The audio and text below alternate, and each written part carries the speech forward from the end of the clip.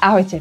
Dnešný rozhovor sa bude niesť na tému cestovateľská nevoľnosť u detí a ja by som veľmi rada u nás privítala odborníčku, magistru Janu Bolekovú, ktorá je farmaceutka a taktiež aj skúsená laktačná poradkyňa. Som veľmi rada, že ste prijali naše pozvanie. Ďakujem ja za to pozvanie.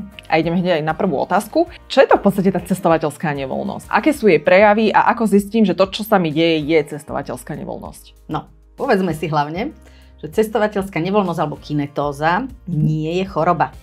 Je to len v podstate stav nepríjemný, ktorý ukončením teda tej cesty alebo vystúpením pominie. Čiže to je dobre vedieť na začiatok, že nie sme chorí, ale je to proste len nejaký nepríjemný stav. Začína možno u detí zhruba od 2. roku, do toho 12. roku je taký najväčší výskyt. Nie je výnimka, že majú aj dospelí ľudia. A ono to pretrváva od detstva, alebo sa to môže objaviť? Môže sa aj neskôr objaviť. Čiže to nesúvisí? Nie, nesúvisí. Napríklad niekedy počas tehotenstva, alebo u dievčat, ktoré majú menštruáciu alebo pred menštruáciou, alebo u ľudí, ktorí majú častý výskyt migrén. Tiež to môže vlastne vtedy viacej sa manifestovať. Takže sa môžeme potešiť, ak sme rodičia, že deti z toho môžu vyrásť. Áno, deti môžu z toho vyrásť. Dobre, a môžeme sa teda rovno asi, alebo môžeme nadviazať na to, že čo teda spôsobuje, keď hovoríte, že to nie je teda choroba, ale je to ten stav, tak čo za ten stav môže? Mnohí si myslia, že sú to nejaké tráviace problémy, čiže žalúdok, ale to vôbec s tým nesúvisí. Aha, dobre. Problém je niekde úplne inde. V strednom uchu sa nachádza taký rovnovážny aparát, ktorý vyhodnocuje prelievaním tekutiny, či telo je v pohybe alebo nie. Čiže na jednej strane sa tuto v tomto aparáte ako zistí, že je pohyb, lebo sa v podstate tá tekutina prelieva, ale na druhom strane vizuálny vnem nám hovorí, keď napríklad sedí dieťa na zadnom sedadle, že pozerá sa dopredu na to sedadlo, že nič sa nehýbe. Čiže v podstate ako disproporcia medzi rôznymi signálmi, ktoré telo dostáva, vyvoláva tento stav. Čiže ten mozog je nejako zmetený? Alebo áno, je v podstate v takom chaose. Dobre, a pri akých teda dopravných prostriedkoch sa to môže stať? Vy ste už naznačili nejaký autobus, typujem teda, že vlastne to dieťa pozerá pred seba. Tak nie je to len auto, autobus, vlak, lietadlo, loď. Čiže v lietadle všetko tak? Jasné, môže byť.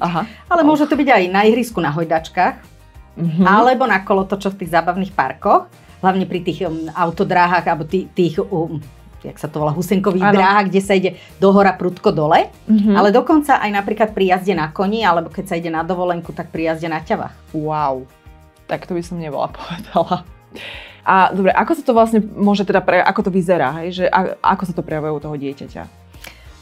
Samozrejme, môže tam byť nejaká bledosť tej tváre, studený pot väčšinou oblieva, môže byť aj dezorientácia, môže byť bolesť hlavy, môže byť zývanie, veľká únava, samozrejme ten známy asi pre mnohých ľudí ten pocit na to zvrácanie, alebo priamo už potom to zvrácanie. Čiže to sú asi také najčastejšie veci, ktoré ten človek zažíva. Ja by som sa teda chcela opýtať, že keď už nastane teda ten stav, tak ako môžeme tomu dieťaťu pomôcť? To je taká jedna časť otázky. A druhá ma samozrejme asi určite aj veľa rodičov zaujíma, že ako vieme predísť tomuto stavu, že či je nejaká prevencia v podstate.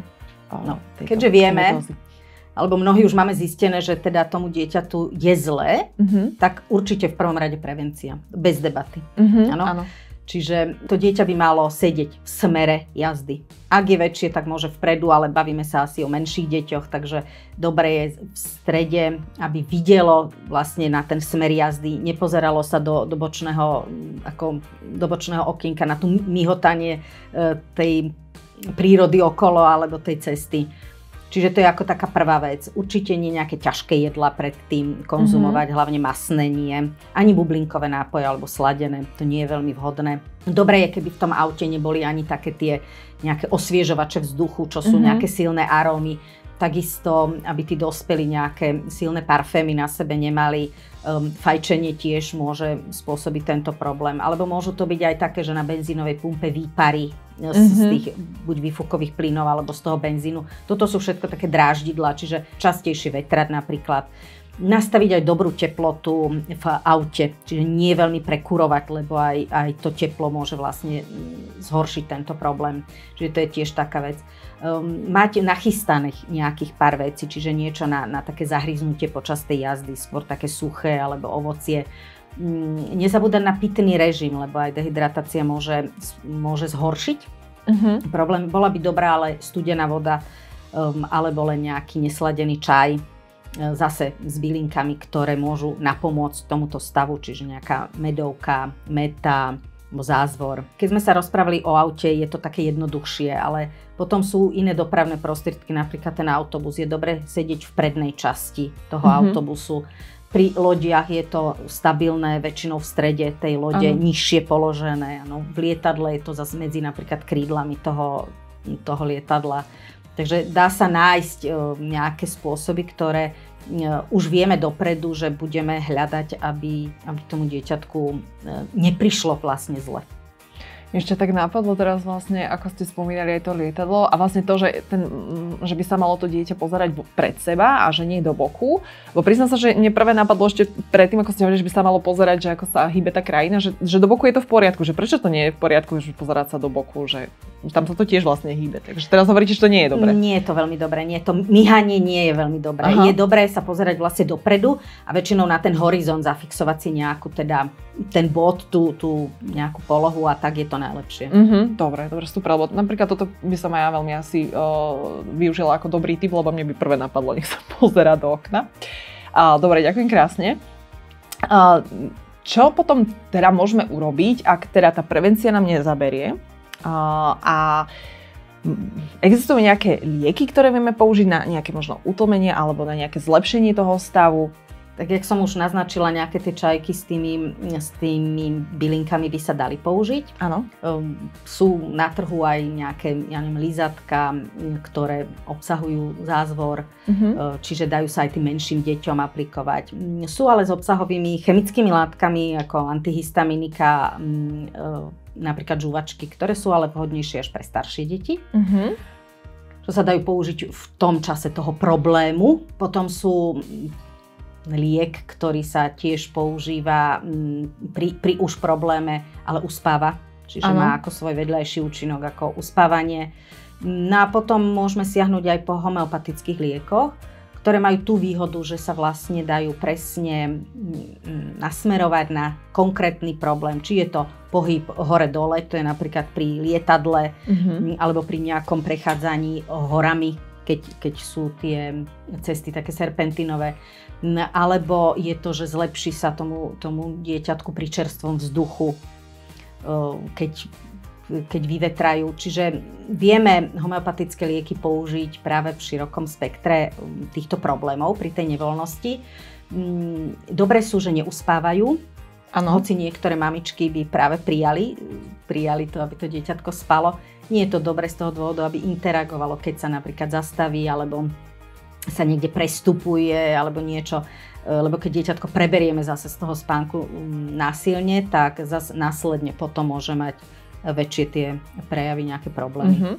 Mňa zaujalo, čo ste spomenuli, že tie homeopatické lieky si vieme tak nastaviť podľa toho, že či ten pohyb je dopredu alebo hore dolu. To naozaj teda, že sú lieky, že prídem do lekárne a poviem, že idem teraz cestovať lietadlom a mám tento problém, alebo teda moje dieťa má tento problém a treba teda presne popísať, že akým dopravným prostriedkom, alebo že vlastne aký ten pohyb bude pri tom cestovaní, lebo ste to tak spomenuli, tak ma to tak zaujalo, že či ono už hovorím, že tí rodičia to už majú odpozorované.